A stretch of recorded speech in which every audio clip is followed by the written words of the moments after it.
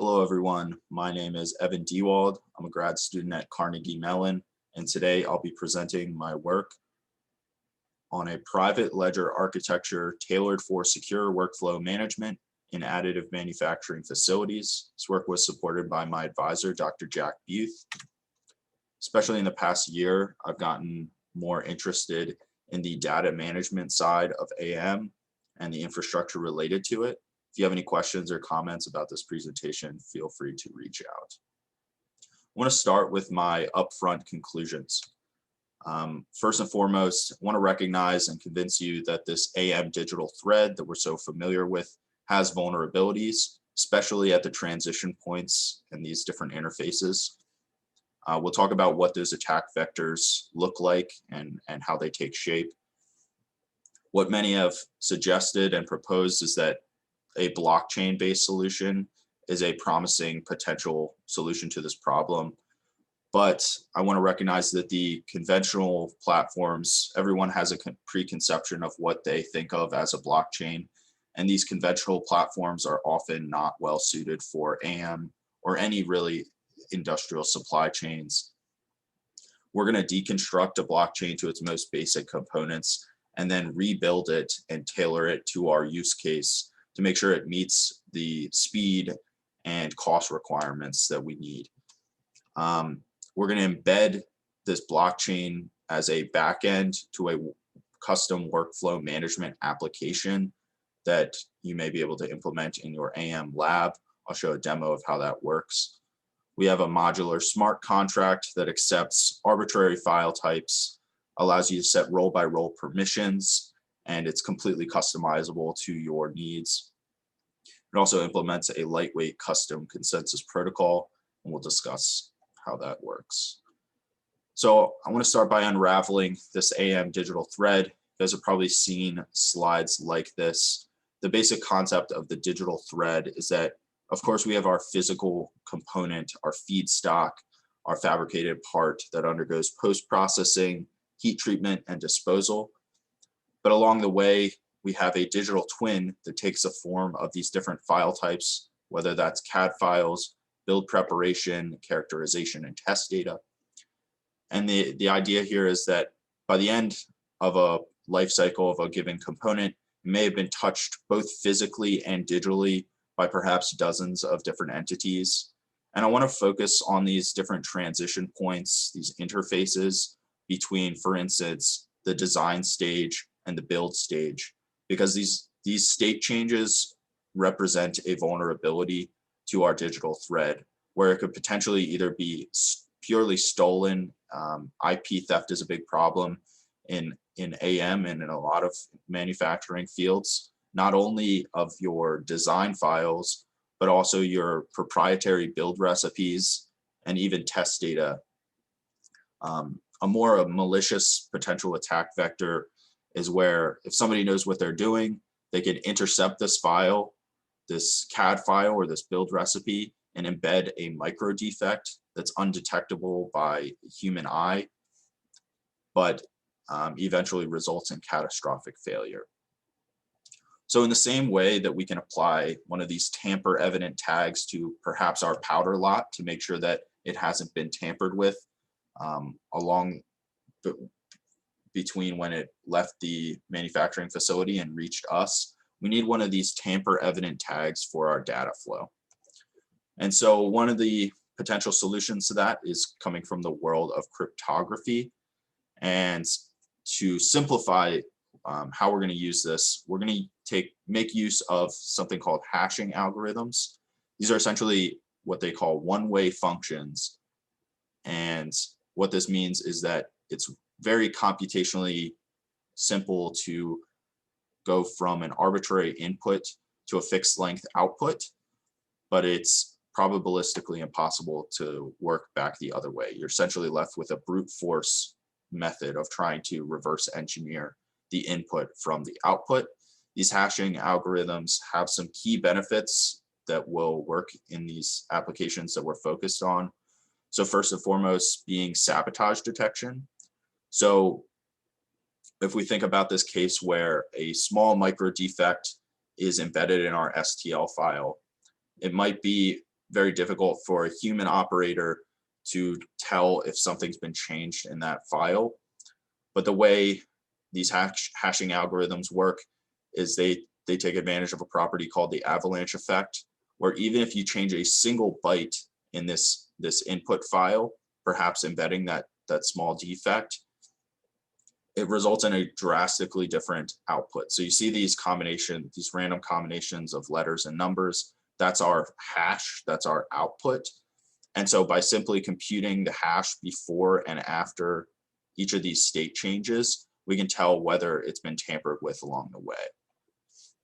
Another inherent benefit is arbitrary file compression. So as we know, in AM, we're dealing with a variety of different file types and file sizes. We have build images, parameter sets, Excel spreadsheets, billing data, all these different files. It doesn't make sense to tabulate them, the files themselves, in something like a spreadsheet or a database. So we can represent these files by simply tabulating their hash in the database. And this will allow us to represent even very large files in something more in a fixed length output, for instance, 256 bytes. And so we're going to build on these hashing principles as the foundation for a special type of data structure, an append-only database. And so I want to consider this data structure as a single block of data. And this block is going to contain some header information, some perhaps timestamps and public keys of the different actors involved. But the most important part is these transactions. And I want to think of the transactions as these proposed state changes, for instance, updating your CAD file, proposing post-processing and heat treatment. And what we're going to do is take the hash of this entire block and link it in the header information of block n+1. And as we start to link these blocks together, the effect is we have an append-only and also immutable ledger, because if I were to alter anything in block n, it immediately invalidates all the blocks forward if you were to start computing these hashes. So in our digital thread, it makes it clear that something's been tampered with at some point. Now, of course, this data structure alone is somewhat meaningless. We need a way also to establish agreement about the current state of the ledger of the digital thread. And we do that through something called a consensus protocol. Now, this is where we get into the parts of the blockchain that you're probably most familiar with. The consensus protocol, the most famous consensus protocol, is called proof of work. And this is where you have that specialized hardware, those graphics cards churning up a lot of energy and taking a lot of time to compute these highly intensive calculations to ensure that it's exponentially more difficult and prohibitively expensive for a malicious actor to try to change a block that's already been mined. Another one is called proof of stake, where essentially somebody who wants the privilege of validating blocks has to put up a large sum of initial capital, and they lock that away. And if one of these validators are to act maliciously, they give up that huge sum of money. So essentially, these two ingredients, the specialized data structure and the consensus protocol, and the consensus protocol can vary. These are the ingredients for a blockchain. So we've kind of deconstructed it to its most basic components. And now we're going to start to spin it up to suit our needs for an AM supply chain. So as opposed to something like proof of work, where we have this specialized hardware, high costs on the Ethereum network, which is kind of the state of the art, most famous in terms of a problem like this, it's as much as $20 per transaction, because you have to compensate these miners for expending all these computational resources to add your new transaction to the ledger. So I want to move to something more lightweight, more efficient, with real time and virtually no cost. And what I'm going to discuss here is something called proof of reputation, a different type of consensus protocol that's more suited to a private network, like what you would experience in your AM facility or in your lab. So I want to start with that assumption that this is a private network, not a public network like Ethereum or Bitcoin, where anyone can act anonymously and they don't necessarily have to trust the validator nodes for doing their work. So think of your organization-wide intranet, and we're going to start to build the different actors that would participate in this type of ledger. So we, of course, have our engineering teams and our students. These might be the people making those updates to those CAD files and submitting those build reports, also the billing information, the technicians. And we also have more privileged parties involved here. And those can be the project managers, think of your principal investigators. And these actors will behave as the validators in this private network. So their identities, this is a critical difference from a public blockchain where everyone is anonymous. These validators, their identities are public to everyone in this working in this network. And how this scheme is going to work is simply participants are going to send their unconfirmed transactions to the validators, who are going to sign off and add the block to the ledger using their public private key signature. So every one of these blocks, you can see exactly who validated it and who is responsible for it. And if we think about first of all, this is a very computationally efficient process. There's no specialized hardware. It's a simple process to actually sign these blocks, and the validators don't have to do anything unless they're trying to behave maliciously and trying to alter this ledger. We think about the incentive structure here. Because the validators' identities are public, it's in their best interests to not try to manipulate things. It's easily auditable because of that chain-like structure, either by these participants or the other validators. It's clear if something was altered and exactly by whom. And this keeps our incentive structure in place, allows us to perform real-time validations in mining without all these other costs associated with some of these public ledgers. I also want to introduce this multi-layered permissioning structure that I'm going to implement in this custom ledger.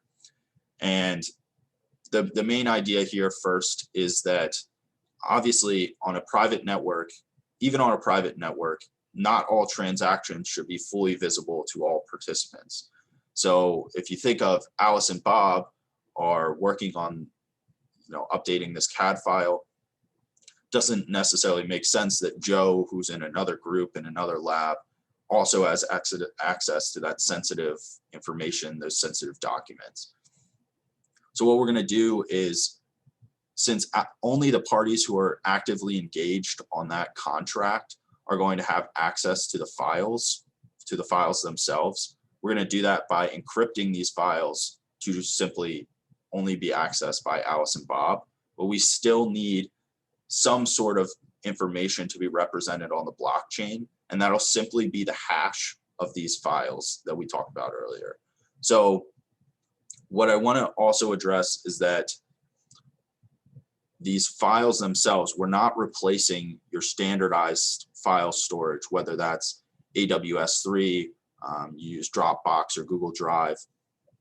This solution is not a replacement for that. So you'll still store your files on your preferred storage format. In this case, in this demo, I'm going a more decentralized route and using something called the interplanetary file store, but it all works the same way. So think of when you post something on Dropbox, you get a shareable link, and that link represents the file in a much more compressed way. So this is kind of a little trick of how we can represent these large files on something like a database without weighing it down. And so you'll encrypt the file to just Alice and Bob, upload that to your preferred file storage, and that spits out a URL or an addressable key that is what's actually stored on the blockchain. So this allows us to represent all this data and keep the blockchain running with all the key cryptographic benefits without any of these security concerns. So the smart contract is the rules of the road for interacting with this ledger. And so I'm stealing this term from the the world of Ethereum, but it essentially works the same way in this custom ledger framework. So the demo that I'm going to introduce uses these steps of submitting a build. This might be an STL file, selecting a powder lot, submitting a build report, a PDF file, or something of that nature, submitting post-processing, and then an invoice. And I want to just touch on some of the key properties and benefits of the smart contract as I have it constructed here. So first is modularity. You can obviously adjust the order in which these take place, add different steps. So if you want to start including process monitoring data or test data, you can easily do that and have these happen asynchronously or in some sort of procedural manner. Of course, we're also accepting a variety of different file types. And a unique property here is that this allows you to apply role-based permissions. So when I was thinking about how my lab works, there's certain jobs that the technician is responsible for and certain jobs that the engineer or the student is responsible for. So usually the engineers are the ones updating the CAD files and the technicians handle the billing, but both might have a hand in something like parameter planning. And so I want to make sure that our smart contract reflects this inherent nature of our AM lab and how these different roles interact. And so I have a demo here. Hopefully that's visible. So again, the user interface leaves something to be desired. That's a point of future improvements, but the basic functionality and the back end is what we want to focus on. So this is our workflow management application for our AM supply chain. And I've created a dummy account that's just an admin role. That'll allow me simply to move a little bit more quickly through this demo. So we open up our homepage and I can see two panes here. First of all, the projects that me as the admin role are interacting with, and also some recently mined blocks. This is how we'll see when we go through this demo, how things are being added to this immutable ledger. So again, a key point here is these are only the contracts that me as the admin at cmu.edu role are interacting with. They're not what other participants are using. So I'm going to show quickly how to make a new project. We'll call this TMS test project. I'm going to assign a technician. And so I've created another dummy account that's just technician at cmu.edu. I just have to find a file. Think of this as an STL file that I'm uploading here.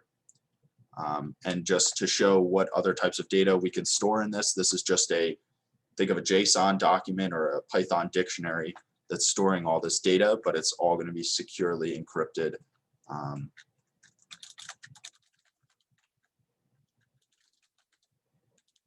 So we can handle test comments or Oracle string if you're thinking about billing. So I submit this transaction.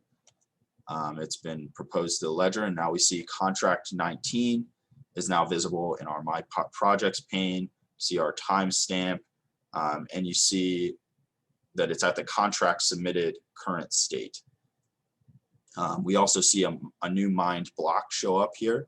We can see our transaction hash and the hash of the previous block. And that's how we will validate this ledger moving forward. And so when I open up an individual project pane, I can really start to visualize my digital thread in this way. And so I am currently in the contract submitted state, but we'll see as I work through these panes. So as I discussed earlier with the role-based permissioning structure, normally only a technician I assigned the roles of being able to select powder, but just in the interest of time, the admin account has kind of all-encompassing permissions. So I'll say we're using 316 lot 1.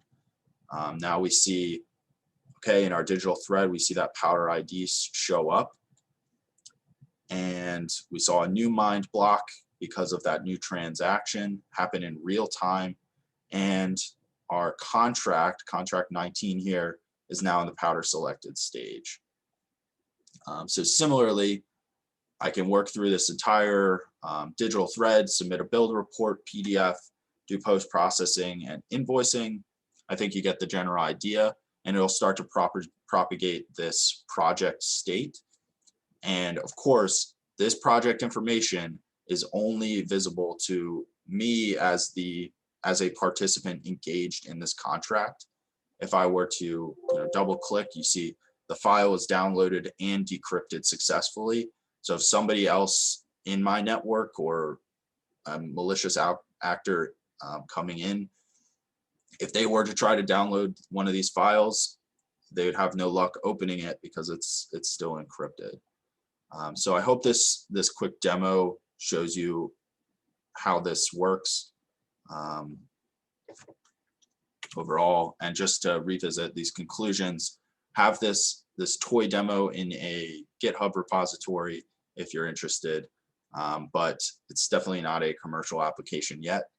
I hope we touched on some of these points and why a blockchain makes sense, but only if it's able to meet our real-time needs and low-cost requirements. And this workflow management application can be customized to your use case or the conventions that you use in your lab. It can be as open or as closed as you wish. So thank you. Go ahead and stop the recording. Feel free to reach out if you have any questions.